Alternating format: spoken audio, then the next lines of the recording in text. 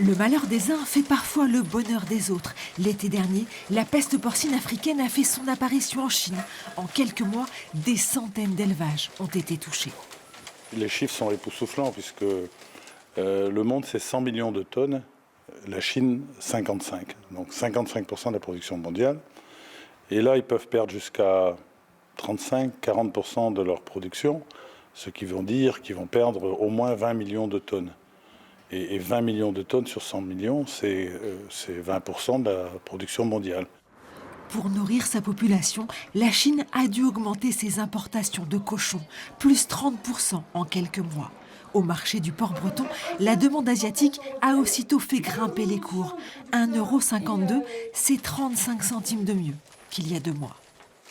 C'est une vraie bouffée d'oxygène et honnêtement, ça permet aux gens déjà de repenser positivement et de se projeter dans l'avenir. Avant de parler d'investissement ou de projet de carrière, je pense que c'est très important de pouvoir se lever le matin, d'aller au travail le matin, un peu le cœur léger. C'est normal, c'est naturel, quoi.